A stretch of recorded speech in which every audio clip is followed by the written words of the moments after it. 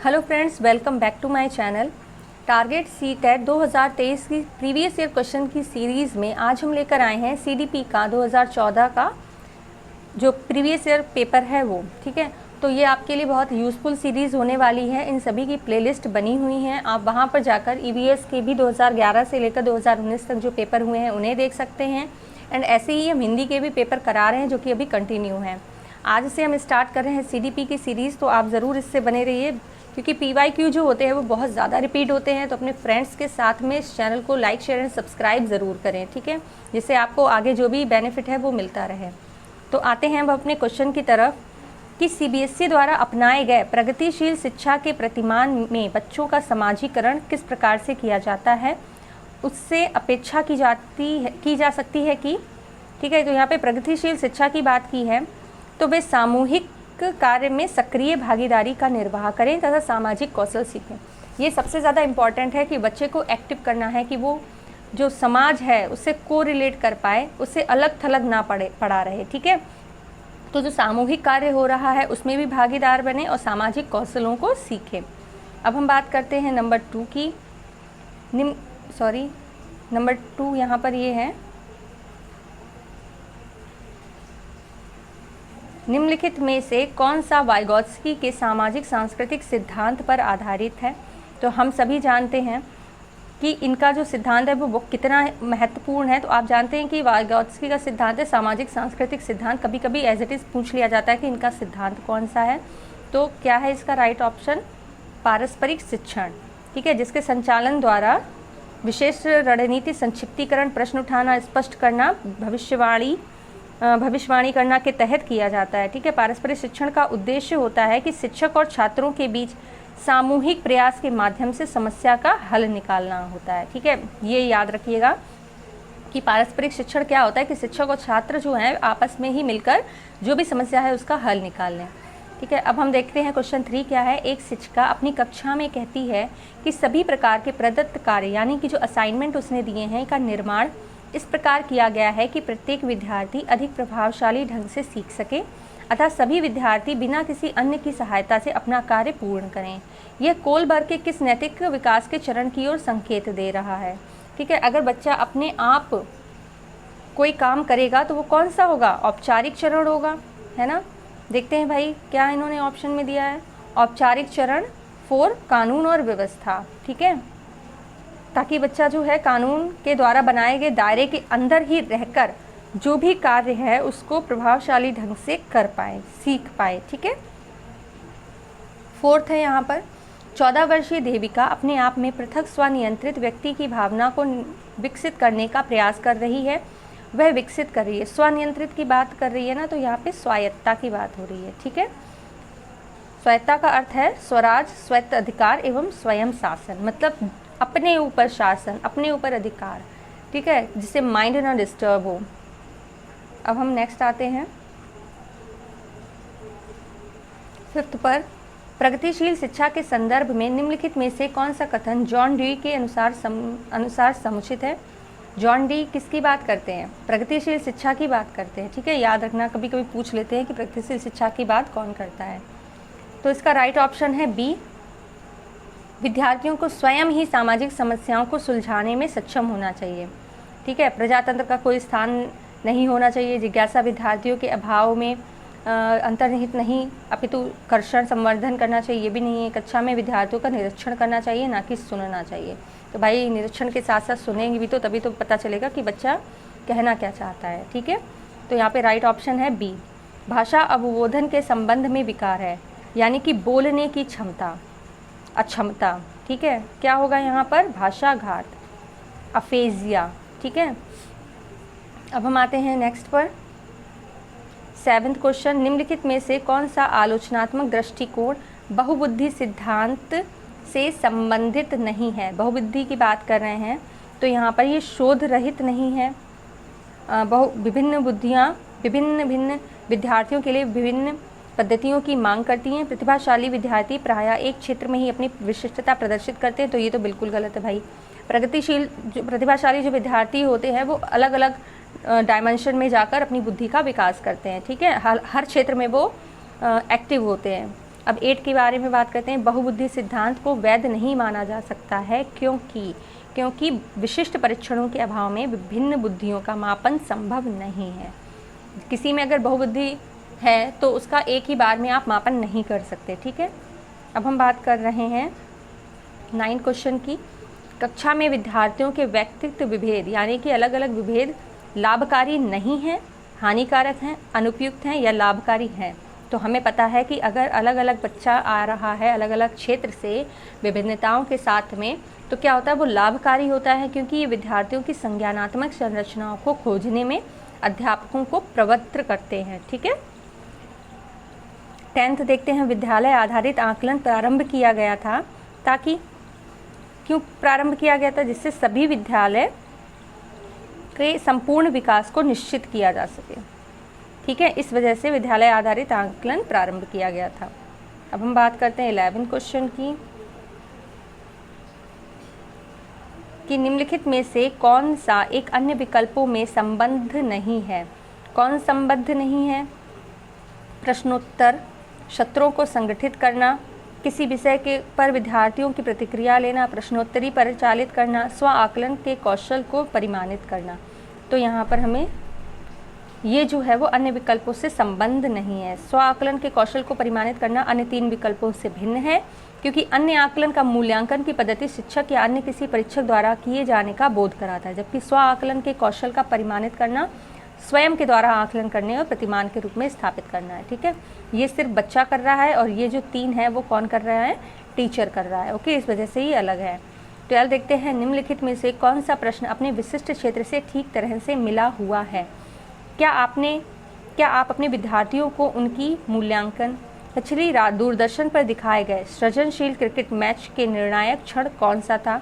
जड़ी बूटियों के प्रयोग द्वारा चिकन अनुप्रयोग पकाने हेतु कोई नई पाक विधि लिखिए। डी है, निर्धारित कीजिए कि दिए गए माप को विश्लेषण में से कौन सा मापक आपको उत्तम परिणामों को पाने में सर्वाधिक प्रवृत्त कर सकता है। तो इसका राइट ऑप्शन यहाँ पर डी है, ठीक है। यह वाक्य अपने विशिष्ट रूप से मिला हुआ है। अब हम बात करते हैं नेक्स्ट क्वेश्चन की। 13, निम्नलिखित में से कौन सी सर्वाधिक प्रभावशाली विधि हो सकती है जो आपकी इस अपेक्षा को पूरी कर सके कि वंचित विद्यार्थी अपनी भागीदारी द्वारा सफल हो सके? तो आप उनकी सफलता हेतु उनकी क्षमता में विश्वास को अभिव्यक्त करें। आप बताएं उन्हें कि हमें तुम पर विश्वास है, और बच्चा खुद भी अपनी क्षमता पर विश्वास करे, ये बहुत ज़्यादा ज़रूरी होता है, ठीक है। तभी वो जो अपनी प्रभावशाली विधि जो है अपनी अपेक्षाओं को पूरी कर सकता है, ठीक है। निम्नलिखित में से कौन सा विकासात्मक विकार का उदाहरण नहीं है? तो इसमें कौन सा उदाहरण नहीं है? आत्मविभोग, प्रमस्तिक घात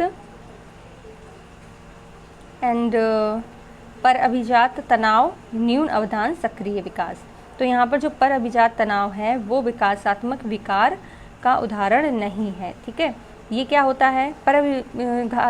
घातज तनाव एक चिंता विकार है जो आघात के बाद विकसित होता है, ठीक है। इस तनाव विकार में व्यक्ति भयंकर रूप से भयभीत रहता है, जो अक्सर दर्दनाक अवस्था तक पहुंच जाता है, ठीक है। 15 की बात करते हैं। बहुशिक्षण शास्त्रीय तकनीकें, वर्गीकृत अधिगम सामग्री, बहुवाकलन तकनीकें तथा परिवर्तनीय जटिलता एवं सामग्री का स्वरूप निम्नलिखित में से किससे संबद्ध है? किससे संबंध है? विभेदित अनुदेशन से, ठीक है। तो यहाँ पर देख लीजिए, इसके बारे में एक्सप्लेन किया गया है कि उचित तकनीकी प्रक्रियाओं और संसाधनों के सृजन, उपयोग और प्रबंधन के द्वारा अधिगम का कार्य प्रदर्शन सुधार के अध्ययन और नियमित अभ्यास, ये सभी विभेदित अनुदेशन के अनुरूप आते हैं, ओके। नेक्स्ट देखते हैं 16। निम्नलिखित में से प्रतिभाशाली अधिगमकर्ताओं के लिए क्या समुचित है? तो क्या समुचित है इनके लिए कि अपनी उच्च स्तरीय संवेदनाओं के कारण वे भी निम्न श्रेणी पा सकते हैं, ठीक है, क्योंकि वो ओवर कॉन्फिडेंस में आ जाते हैं। जो प्रतिभाशाली अभिकर्ता हैं वो कभी कभी ओवर कॉन्फिडेंस आ जाते हैं, जिसकी वजह से वो निम्न श्रेणी भी पा सकते हैं, ठीक है। 17 है, विद्यालयों में समावेशन मुख्यतः केंद्रित होता है विशिष्ट श्रेणी वाले बच्चों के लिए सूक्ष्म प्रावधानों के निर्माण पर, ठीक है। विशिष्ट श्रेणी के बच्चे कैसे, जैसे पिछड़ा वर्ग के हो गए हैं आपके, अति प्रतिभाशाली हो गए हैं, तो उनके प्रति जो है सूक्ष्म प्रावधानों के निर्माण पर विद्यालयों में समावेशन केंद्रित होता है। अब हम बात करते हैं नेक्स्ट क्वेश्चन की कि बच्चों में सीखी गई निस्सहायता का कारण है। क्या कारण है? इस व्यवहार को अर्जित कर लेना कि वे सफल नहीं हो सकते। क्या गतिविधियों के प्रति कठोर निर्णय है? अन्य अभिभावकों की अपेक्षाओं के साथ तालमेल न बना पाना। अध्ययन को गंभीरतापूर्ण न लेने हेतु नैतिक निर्णय। तो इसका राइट ऑप्शन आपका ए हो गया। ठीक है, बच्चों में सीखी गई निस्सहायता का कारण है कि इस व्यवहार को अर्जित कर लेते हैं कि वे सफल नहीं हो सकते। निस्सहायता का अर्थ बेबस, हताश, विवशता, जिसके चलते बच्चों में आत्मविश्वास की कमी आती है और कमी स्पष्ट परिलक्षित होती है, मतलब स्पष्ट दिखाई देती है कि वो कॉन्फिडेंट नहीं है। ओके, 19 क्वेश्चन पर आते हैं। 19 क्वेश्चन देखिए क्या कह रहा है। यदि एक विद्यार्थी विद्यालय में लगातार निम्नतर श्रेणी प्राप्त करता है तो उसके अभिभावक को उसकी सहायता हेतु परामर्श दिया जा सकता है कि वह अध्यापकों की घनिष्ठ संगति में कार्य करे। ठीक है, ये परामर्श दे सकते हैं कि जब बच्चा काम करे तो अभिभावक वहाँ पर बैठे हों, उसको जहाँ पर दिक्कत आ रही है अभिभावक उसकी हेल्प करें। ठीक है, तो ये बहुत ज़रूरी है। निम्नलिखित में से समस्या समाधान को क्या बाधित नहीं करता है? तो अंतर्दृष्टि समस्या समाधान को बाधित नहीं करती है। अंतर्दृष्टि का अर्थ है परख, परिज्ञान, पूरा ज्ञान। ठीक है, 21 देखिए। एक शिक्षिका पाठ को पूर्व पठित पाठ से जोड़ते हुए बच्चों को सारांश लिखना सिखा रही है। वह क्या कर रही है? सारांश लिखना सिखा रही कि वह बच्चों की पाठ समझने की स्वशैली विकसित करने में सहायता कर रही। ठीक है, कि बच्चे ने पूरा पाठ पढ़ा, अब बच्चा खुद उसमें से सारांश निकाले, उसका सारांश बनाए। ठीक है, जिससे क्या होगा, उसकी जो स्वशैली है कि हाँ ये चीज़ हमें कैसे लिखनी है वो उसको आएगी। 22 की बात करते हैं। एक बच्चा अपनी मातृभाषा सीख रहा है व दूसरा बच्चा वही भाषा द्वितीय भाषा के रूप में सीख रहा है। दोनों निम्नलिखित में से कौन सी समान प्रकार की त्रुटि कर सकते हैं? कौन सी कर सकते हैं? विकासात्मक। एक्सप्लेनेशन देख लेते हैं कि एक बच्चा अपनी मातृभाषा सीख रहा है व दूसरा वही भाषा द्वितीय भाषा के रूप में सीख रहा है, तो दोनों के बीच में विकासात्मक उन्नतिशील की समान प्रकार की त्रुटि हो सकती है। ठीक है, 23 देखते हैं।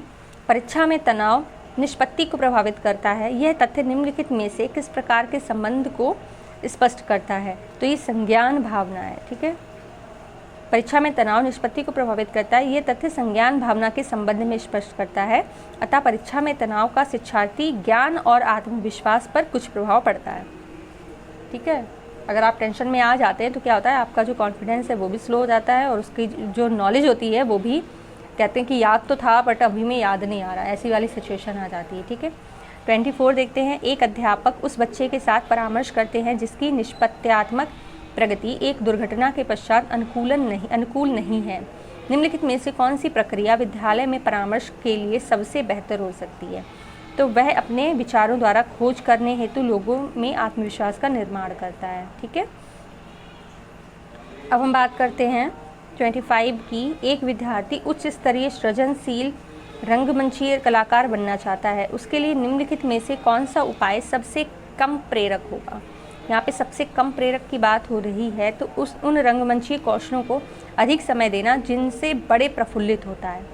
ठीक है, तो ये सिर्फ एक ही चीज़ पर हमें फोकस नहीं करना है। अगर आप एक कलाकार बनने जा रहे हैं, वो भी रंगमंच के, तो आपको अलग अलग चीज़ें भी ट्राई करनी चाहिए। ओके, अब हम बात करते हैं 26 की। इनमें से कौन सा सिद्धांतकार का यह मत स्पष्ट करता है कि बच्चे अपनी वृद्धि व विकास हेतु कठोर अध्ययन करते हैं? तो ये किसका है? मैस्लो का सिद्धांत है। मैस्लो का सिद्धांत भी इम्पॉर्टेंट है सीटेट के लिए। ठीक है, अब हम बात करते हैं 27 की।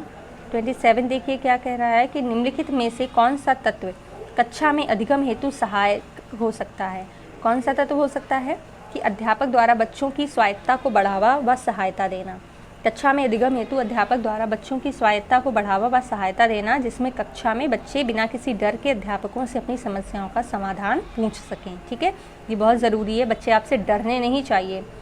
एक फ्रेंडली व्यवहार भी रखिए और एक मर्यादित व्यवहार भी साथ में रखिए। ओके, परिपक्व विद्यार्थी कैसे होते हैं? अपनी बौद्धिकता के साथ अपने सभी प्रकार के द्वंद्वों का शीघ्र समाधान कर लेते हैं। ठीक है, ऐसे बच्चे जो परिपक्व होते हैं। अब हम बात करते हैं 29 की। पूर्व विद्यालय में पहली बार आया बच्चा मुक्त रूप से चिल्लाता है। 2 वर्ष पश्चात वही बच्चा जब प्रारंभिक विद्यालय में पहली बार जाता है तो अपना तनाव चिल्लाकर व्यक्त नहीं करता, अपितु उसकी कंधे व गर्दन की पेशियां तन जाती हैं। उसके इस व्यवहारिक परिवर्तन का क्या सैद्धांतिक आधार हो सकता है? विभेद व एकीकरण विकास के लक्षण हैं। ठीक है, कि उसने अपने गुस्से को एकीकृत कर लिया है। पहले वो जिस तरह से व्यवहार करता था गुस्से में, वो अब क्या कर रहा है, उसको अलग तरीके से कर रहा है। एकीकरण विकास के लक्षण हैं कि उस बच्चे की विभेद, विश्लेषण, जांच, परिच्छेद तथा एकीकरण। एकीकरण का मतलब क्या है, एक ही भाव संगीकरण के विकास के लक्षण के अनुसार है। ठीक है, अब हम बात करते हैं 30 क्वेश्चन की। 30 क्वेश्चन देखिए क्या है, निम्नलिखित में से कौन सा कथन सत्य है। सत्य कथन आपको बताना है, आनुवांशिक बनावट व्यक्ति की परिवेश की गुणवत्ता के प्रति प्रत्युत्तरात्मकता को प्रभावित करती है, तो ये राइट ऑप्शन है आपका। ठीक है, कि जो आनुवांशिक बनावट है तो जो व्यक्ति का परिवेश है तो उसकी गुणवत्ता पर आधारित होती है। ठीक है, तो आई होप कि आपको जो पेपर है वो थोड़ा सा समझ आया होगा, एंड हम ट्राई करेंगे कि आगे की जो पेपर होंगे वो और अच्छे से एक्सप्लेन किए जाएँ। तो बने रहिए ऐसे ही और अपडेट के साथ में। Thank you so much.